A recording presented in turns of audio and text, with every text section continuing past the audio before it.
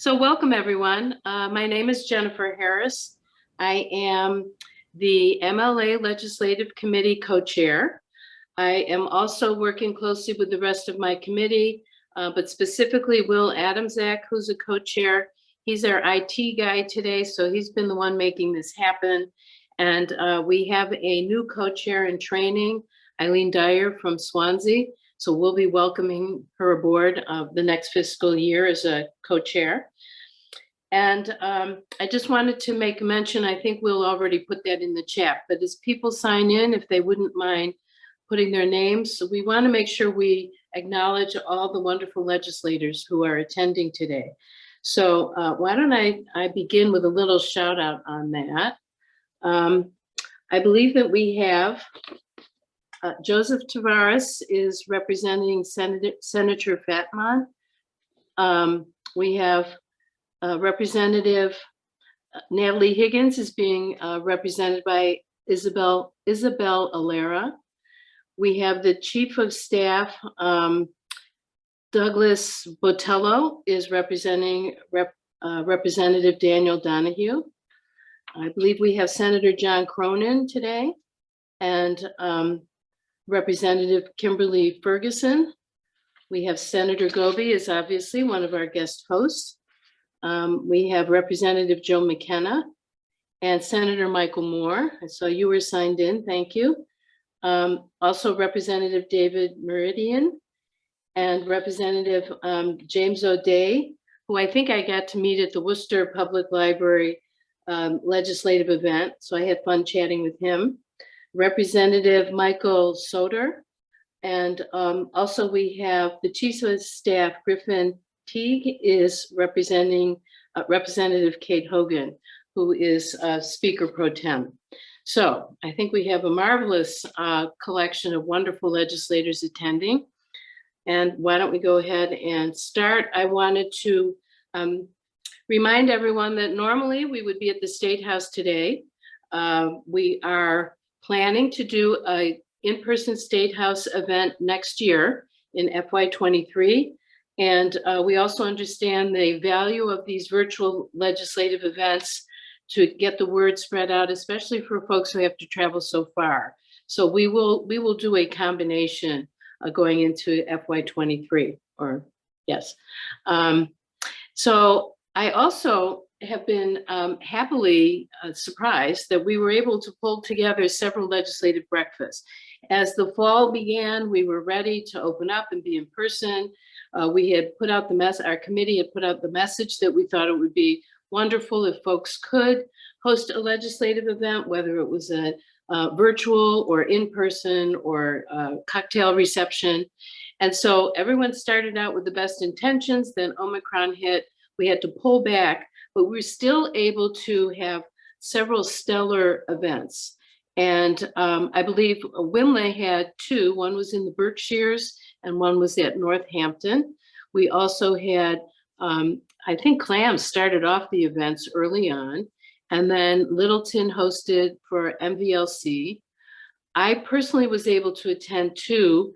One was the Worcester Public Library, where they were introducing their newly renovated library, and several legislative kudos were spoken about. And then Sales, they just wrapped up the legislative events, I think it was like 2 weeks ago, and they did a magnificent job. And the reason why I'm mentioning this is because so many of the legislators who attended understood the value or understand the value of libraries in their communities. And the stories that were told were very moving, as well as it shows the work that we do and the work that the legislators do is effective. So today, rather than some of the stories that are local, this is our opportunity to share with the legislators what's going on financially and budgetarily, so that we can get the funding that we need to allow for the local communities to do the work that they're doing. So at this point, I'm going to turn over the program for our regional welcome from Lisa Cheever. Hi, my name is Lisa Cheever, and I am the president of the Central Mass Library Advocates Group. It is an honor to be here today with all of you. I would like to thank the Massachusetts Library Association and the Massachusetts School Library Association for sponsoring this event today. The Central Mass Library Advocates are a group of librarians and library supporters who work on how to best represent Central Mass libraries, both as library advocates and as a continuing education source for librarians, library staff, and library supporters. Since its official inception in 2018, CMLA board members and volunteers have sponsored legislative breakfasts in the Central region, as well as in-person trainings and workshops. We have 2 upcoming virtual events this month, Pronouns 101, a guide for library staff, and a collection policy and materials challenges roundtable. The high registration for these events highlights what library workers must deal with on a daily basis. Libraries are safe havens and the guardians of intellectual freedom for all, and library workers strive to emulate this. This is why CMLA and its board members support the MBLC fiscal year 23 legislative agenda. In particular, increased funding to state aid to public libraries, line 7000-9501, and state aid to regional libraries, line 7000-9401. This past year has shown us that all types of libraries are essential to the well-being of our patrons. Libraries are the great equalizers, and library funding is important in maintaining this equity for those that need our services. I know it can be intimidating to call your senator or your representatives and talk to them about the importance of library funding. CMLA and its members are here to assist you. If you would like someone to mentor you in this, please contact us through our webpage. Again, thank you for your time, and it's an honor to be here.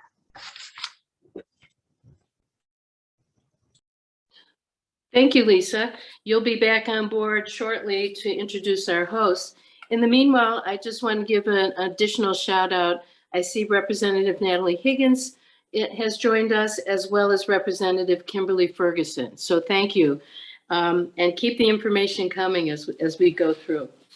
At this point, I would like to introduce James Lonergan, who will be discussing the MBLC legislative agenda briefing. Thank you, Jennifer. Good morning, everyone. Thank you for being here to support state funding for libraries. Thank you to everyone who organized this event, and thank you to our legislators for your continued support of the Commonwealth's libraries, including the budget lines of the MBLC and its affiliates, and of the Massachusetts Public Library Construction Program. In the MBLC strategic plan, our mission statement stresses our role in leading the statewide system of libraries in order to provide every person in Massachusetts, no matter where they live, with equitable access to outstanding library services. It also stresses our role in advancing innovation and fostering resilience in libraries across the Commonwealth through funding, guidance, partnerships, and the coordination of statewide services. We do this working with our affiliates and partners, the Massachusetts Library System, the Boston Public Library in its role as the library for the Commonwealth, the Perkins and Worcester Talking Book Libraries, the Massachusetts Center for the Book, and the 9 automated networks. As you hopefully will see in a moment from the fiscal 23 legislative agenda budget request being displayed, we are focusing on 2 state aid budget lines this year. State aid to regional libraries, 7,094.01, you can see up there highlighted. And then also line 7,095.01 state aid to public libraries. We are requesting a $1 million increase for state aid to regional libraries and a $3 million increase for state aid to public libraries. Thank you to our legislators for increasing both state aid lines by $1 million each last year.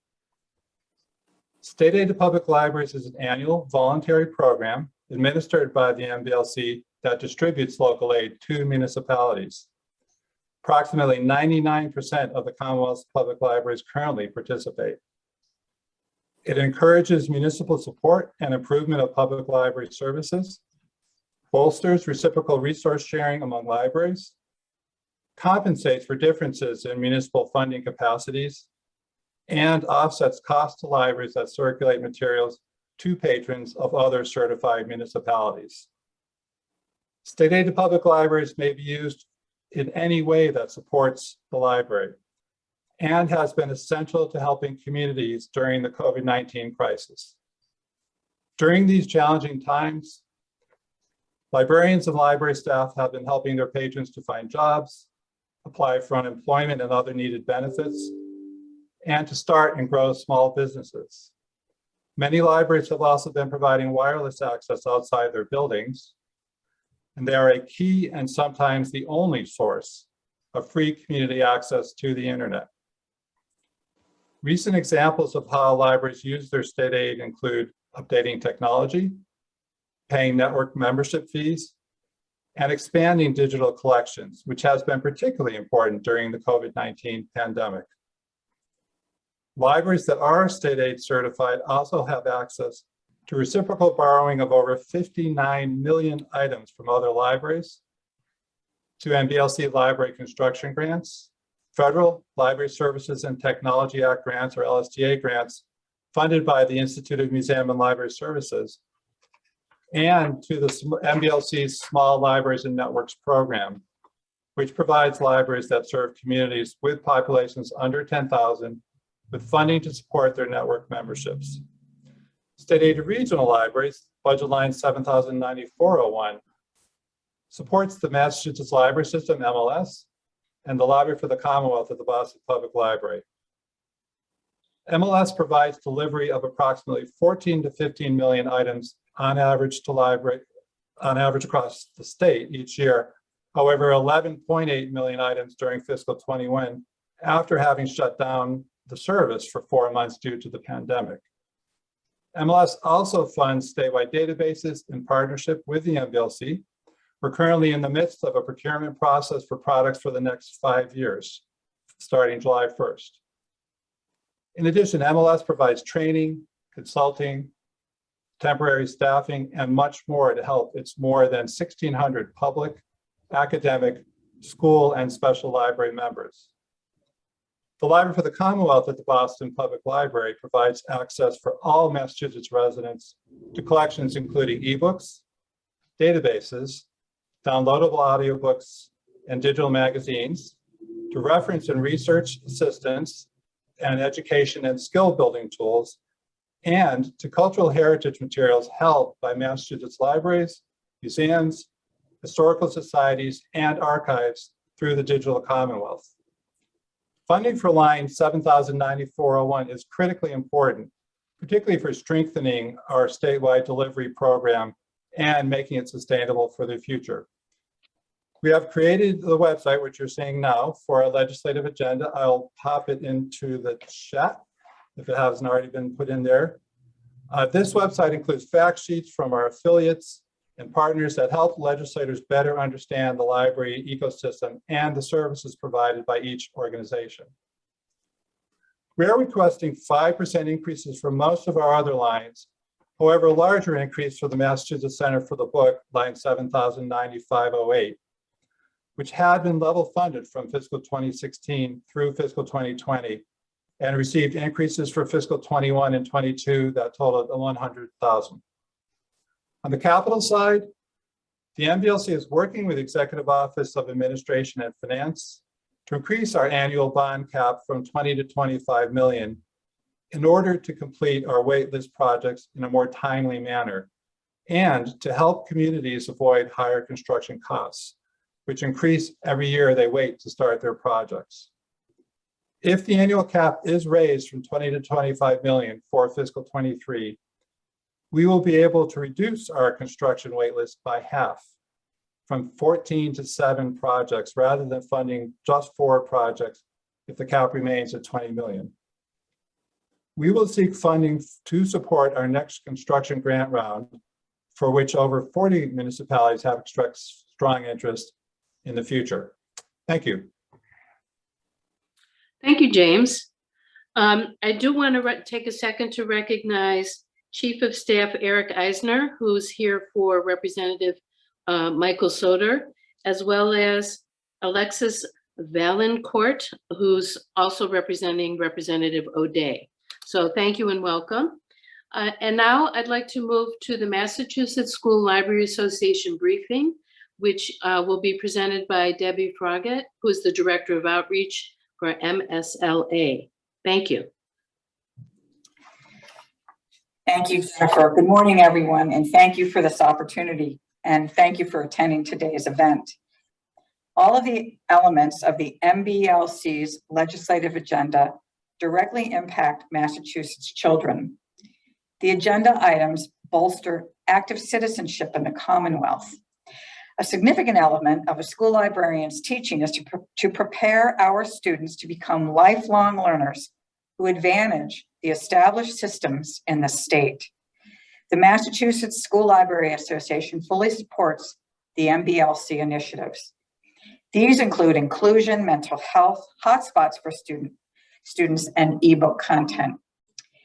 In regards to inclusion, offered by many public libraries, the adult English language learning citizenship courses and the basic English learning programs benefit school-aged children too. When parents and guardians can confidently communicate with school librarians, teachers, administrators, and other school personnel, students access an enlarged base of resources and for academic and emotional development. The mental health training opportunities and the corresponding resources offered by the Massachusetts library system provide school librarians and their students with tools and resources to receive needed support. Sometimes school librarians are the first line of defense. Similar to the school nurse, the custodians, and the administrators, school librarians work with and know every student well. And what a benefit hotspots were for students and continue to be so. They were lifelines to education during the pandemic. Many school districts provided hotspots, but public libraries were there for families and students too. What a benefit, oh, sorry. In regards to ebooks, excuse me, the $300,000 MBLC investment for ebooks for K-12 students expanded rich digital collections. School librarians were consulted on book selections and formats. Simultaneous use licenses allowed whole classes of students to read the same book, bolstering curriculum. These digital libraries and classroom resources were critical during the pandemic. MLS recently reported that the Commonwealth ebook 2021 circulation exceeded 1 million. Most were borrowed by students, with 561 schools participating. I have to add that upon return to the in-person learning, students devoured physical books. Nevertheless, e-content is here to stay, and we all learn to leverage the benefits very quickly. However, access to e-content is not equitable. Across the Commonwealth, many schools are without effective school library programs. Effective programs offer a certified school library teacher, an adequate budget, and a responsive schedule that allows students to use the library regularly.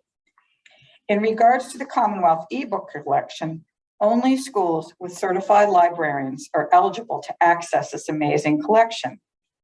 Similarly, only schools with certified librarians can access the robust suite of the state subscription databases. Currently, 908 school libraries offer this important resource, accounting for 58% of the schools. This number is astounding when we consider there are 1,840 public schools. This means that 932 schools do not qualify for direct access to these 100% taxpayer-funded resources. The Mass School Library Association hopes to work with the Massachusetts legislature and in turn, the Department of Elementary and Secondary Education to secure policy that rectifies equitable access to these resources, as well as an effective school library program. MSLA looks forward to sharing theoretical studies that demonstrate how magical curiosity, scholarship, and lifelong learning experiences that a certified school librarian teacher brings to a school community impact the academic success of our children. Thank you. Thank you so much, Debbie. And now it's time to bring Lisa Cheever back to the front stage to make her introduction.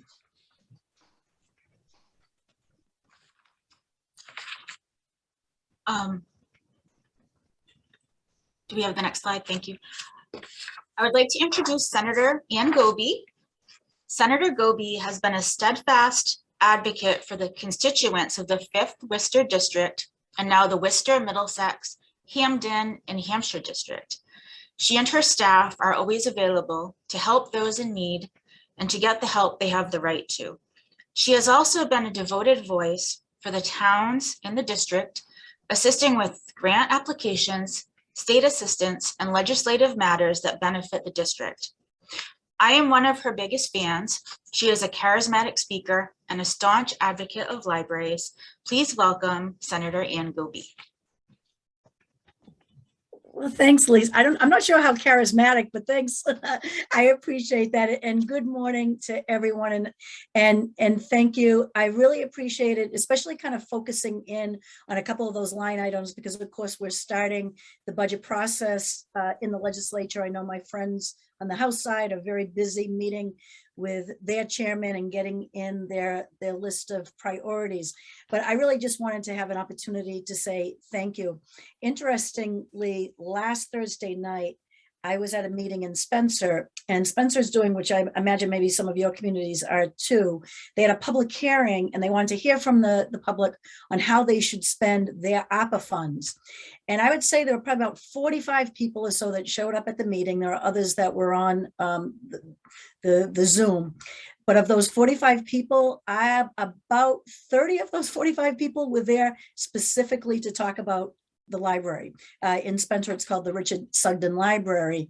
And I don't know if the select board and the town administrator were expecting that, but one after another, the people came up, and it was very interesting because everyone had an absolutely different story about why the library was important to them. Obviously, some did really focus on what happened during COVID, how the librarians made sure that they were out when people couldn't physically walk into the librarians were out doing curbside deliveries. And one of the things that was interesting, and I didn't even realize it, that some of the things that were being lent out. You can go to our libraries and not just get books, but you can get ukuleles, you can get kayaks, and obviously passes to museums. So it was really great to hear people come out and advocating. So that I think says a lot, not just about our local librarians, but I think it says an awful lot about this organization, because you are getting the word out to people and making sure that they can self-advocate and to let people know extremely how important our libraries are. So I have been a big fan for a long time, very happy to join you as we go forward. And I do want to thank you, because I know a lot of you too have been subjected to some of groups coming in and wanting to ban books, something that I didn't think we would continue to see in 2022, but it seems to even have gotten worse over the last 6 months to a year. So again, I just want to say thank you. I'm very happy to be here with my other legislative colleagues, and we'll do our best during this budget process. So thank you very much.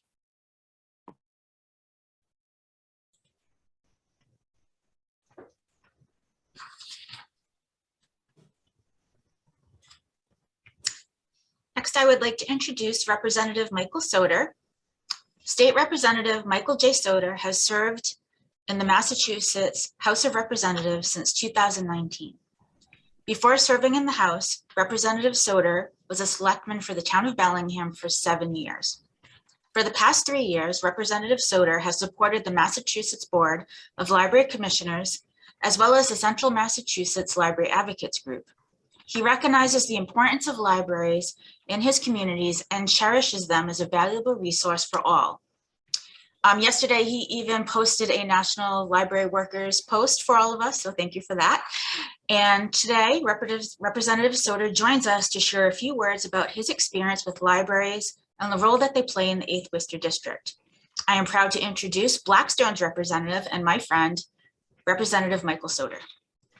And thank you, Lisa. And you are one of my biggest fans. I'm one of your biggest fans, and I truly appreciate it. And I'm also one of Senator Ann Goby's biggest fans. Yeah, I love Senator Goby and her passion and her excitement every time I hear her speak. So it's great to have her as a on the Senate side as a colleague. And thank you to the Massachusetts Board of Library Commissions for presenting me with the opportunity to speak today. A few short weeks ago, in March 2020, our library buildings that were once filled with curious patrons and the echoes of occasional laughter from children's areas stood empty and desolate.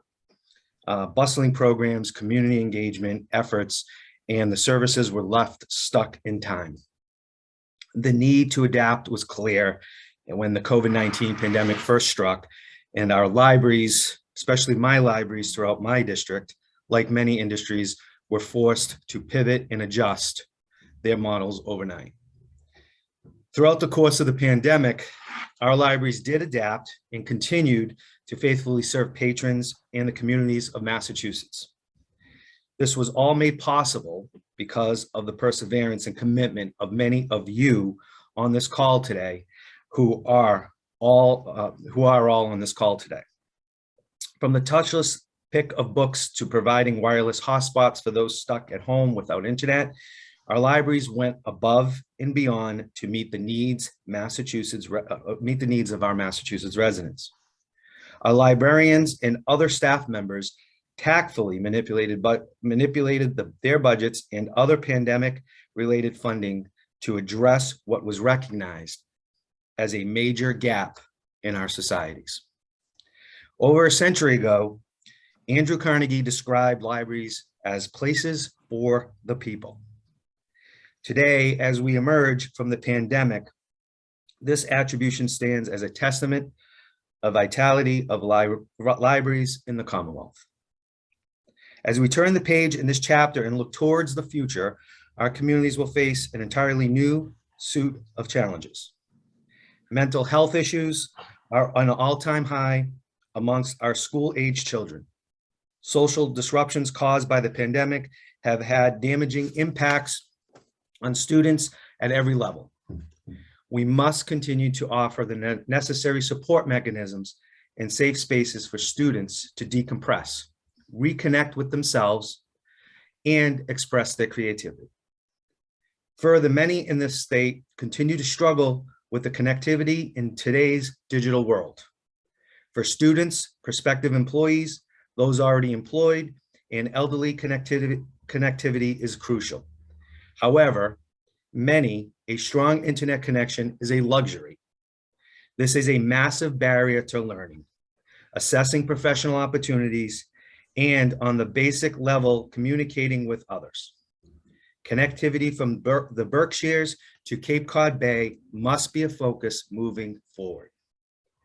Physical disabilities, difficulties with childcare, transportation limitations, language barriers, and access to year-round learning opportunities are a handful of challenges families face. These barriers prevent full access to library services and contribute to the disparities we already recognize. Innovative solutions must be considered to promote accessibility and user friendliness. However, with great pride, I am confident that our places of the people are already working diligently to address these issues across the Commonwealth.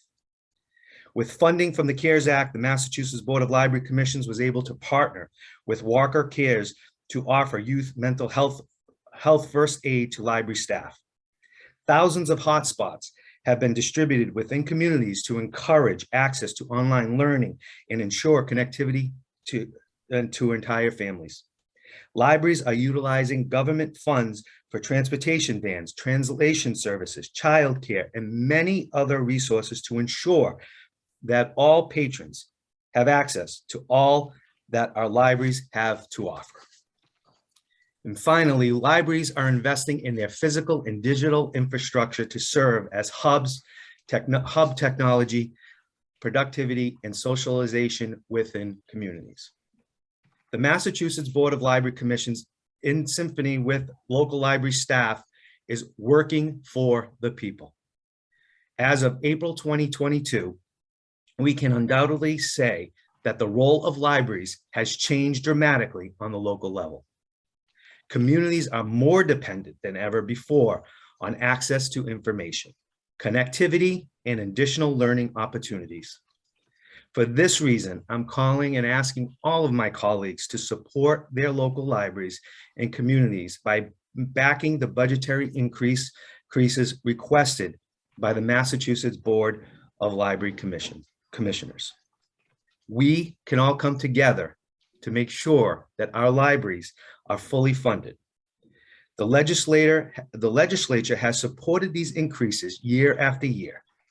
However, this is quite possibly the most crucial time to invest in our libraries.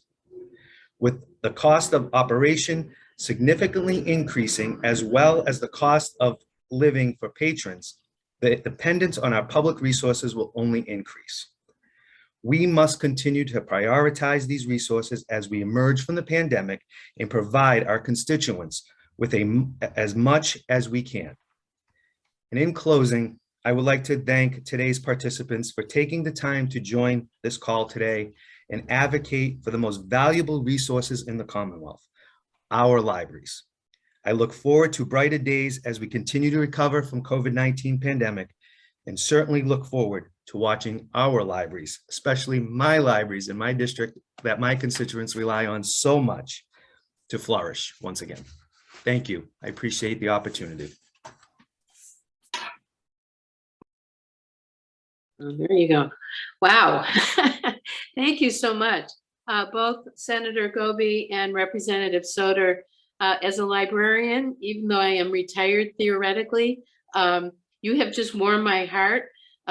Those years of COVID were tough on everyone across the board, but you just recognized for us all, we hung in there, and we will continue. So thank you for that little boost.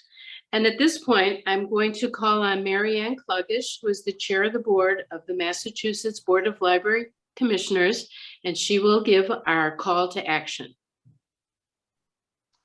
Thank you, Jennifer. Legislators, before I begin, I also want to thank you for last year's funding. But now to the library community, and especially to those who are new. About 5 years ago, my state rep, Alice Peisch, told me, if we don't hear from you, we have to figure that everything is okay. She told me that when every one of the lines in the legislative agenda was underwater. The network line was down 52%. State aid was down more than 10%, and the MBLC administrative line had not been fully funded in about 17 years. We can't ever let those kinds of cuts happen ever again. What is the message we send to our state reps and senators if we don't contact them? So if you care about an issue, you must make your voice heard. Talk to your state reps and senators, call them, email them, write letters, let them know what you're thinking. Ask each of them to please tell Ways and Means that funding libraries is their priority. Each year, state reps can tell House Ways and Means what their priorities are. Therefore, you have to ask legislators to make funding libraries a priority. Over the years, I've come to the conclusion that just asking people to support libraries is like asking them if they approve of puppies, ice cream, or motherhood. So it's a numbers game. The squeaky wheel gets the oil. Think about it. If you're a state rep, and you get 100 emails and calls on item X and 20 emails or calls on item Y, which one are you going to consider more important? So it's all about the numbers. Every political office tallies up the number of contacts they get on each item. Now, I ask this every year. Can we set a small goal of just 10 people from each community to contact their reps and senators? Just 10? Or even better, 15, just making simple calls or sending emails. So do not let attending this legislative event be the end of it for you. Ask your trustees, your friends, your significant others to call or email their legislators and ask them to please tell their state reps and senators to make funding libraries a priority. Over 90% of the funding in the legislative agenda that James Lonergan described goes either directly to local libraries or for services to local libraries. So when you call or write your legislators, first be sure to thank them for their past support and for last year's funding. But tell them in your own words why you need state aid, how you use it at your library, why networks are critical, why delivery is essential to your library, and why it's so important that state aid and the library requests are funded. Include the link to the legislative agenda, and if you can, include the numbers like 7,09501 and 7,09401. Remember, if legislators don't hear from you, they have to figure everything is okay with you. And that would mean that level funding or cuts are okay with you too. So make your voice be heard. Call, email, or write to your legislators. Yesterday, Representative Smola said, just do it as soon as possible. And don't forget that important word, priority. Thank you. Well, thank you very much, Marianne. I want to thank everyone. I know that we have covered a lot of ground, so we have lots of information to work with. On a side note, I just want to let everyone know that our Massachusetts Library Association Legislative Committee, not only have we worked with our legislative breakfasts and organizing our virtual legislative days, but we have additionally begun some work with Representative Ruth Balzer, who put forward House Bill 4120. I'm presuming most of the legislators who have been attending have already signed on to the bill. And this is about ebooks and how publishers are handling libraries in the Commonwealth. So we have spread our wings a little bit, and we continue to look for other legislation where we could be of some support. So keep us in mind. If there's something that comes up that you want our advocacy from, we're ready to do it. So at this point, I'd like to thank everyone for their attendance, and I truly hope we see you next year in the lunchroom there at the State House, eating our chocolate chip cookies from a box. So stay well. Thank you very much.